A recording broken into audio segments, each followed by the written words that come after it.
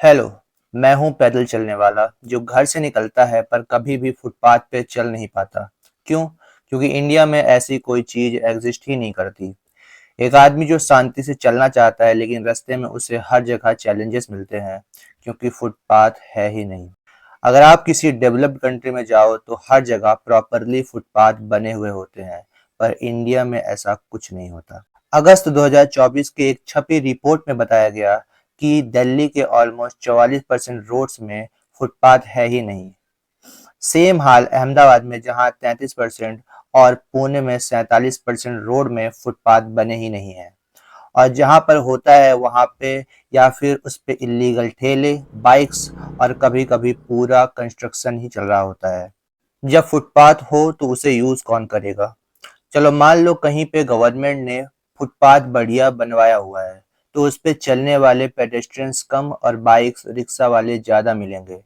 कभी कभी तो पूरा पार्किंग स्पॉट ही बनाया गया होता है।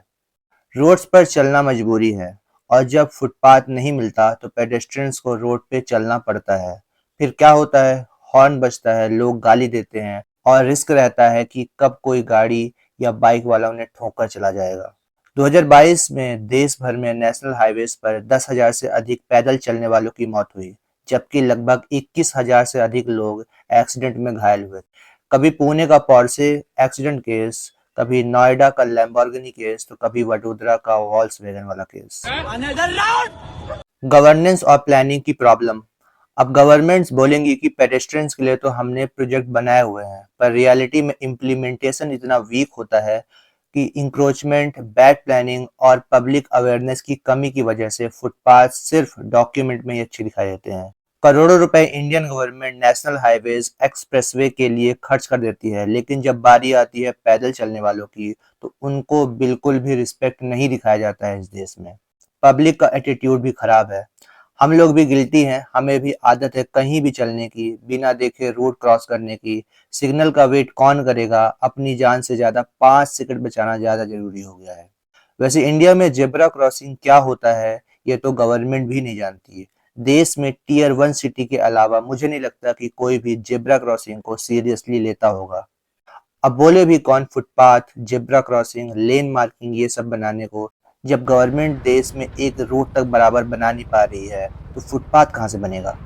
रोड नेटवर्क के मामले में हम चाइना से भी कहीं आगे हैं, लेकिन मेंटेनेंस और क्वालिटी वर्क में गवर्नमेंट अपने हाथ गंदे नहीं करती है।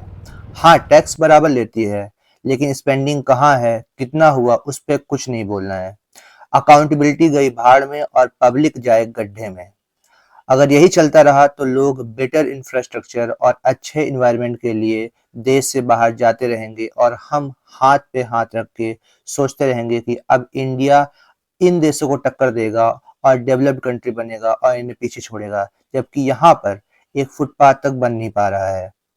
और इसकी रिस्पॉन्सिबिलिटी बस गवर्नमेंट की नहीं बल्कि उससे भी कई गुना ज्यादा आम पब्लिक की है, कि जो अपने राइट्स मांगने के लिए आवाज नहीं उठा रही है। इंडियन कॉन्स्टिट्यूशन आर्टिकल 19(1)(d) ये हमें आजादी देता है अपने देश में कहीं भी फ्रीली घूमने की, और ये कहता है कि आप कहीं भी आराम से कहीं भी घूमने जा सकते हो।